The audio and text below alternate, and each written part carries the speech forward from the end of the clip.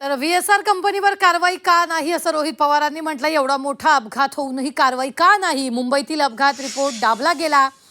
डीजीसीएवर दबाव असल्याचं सुद्धा रोहित पवारांनी यावेळी बोलताना म्हटलं। हे जे व्हीएसआर कंपनी आहे त्या व्हीएसआर कंपनीमध्ये अनेक एक्स डीजीसीआयचे लोक काम करतात, नाहीतर त्यांचे कन्सल्टंट आहेत। त्यामुळे आम्हाला भीती अशी आहे की आतापर्यंत गेल्या 13-14 दिवसांमध्ये काहीच झालं नाही, फक्त सीसीटीव्ही गोळा केलेले आहेत। बाकी ह्यांनी अजून सुद्धा रिसर्च नाहीतर इन्व्हेस्टिगेशन काही झालेलं नाही। आणि असं जर टाइमपास करत राहिले तर मग हे सगळं मॅन्युप्युलेट केलं जाऊ शकतं। हे सगळे खोटे रिपोर्ट हे केले जाऊ शकतात। त्यामुळे रिपोर्टवर फक्त विश्वास ठेवून चालणार नाही, सगळे सीसीटीव्ही आपल्याला त्या ठिकाणी बघावं लागतील।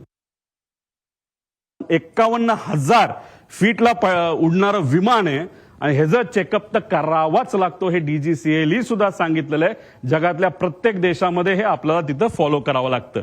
त्यामुळे टेक ऑफ पूर्वी याचं काय चेकअप झालं होतं का?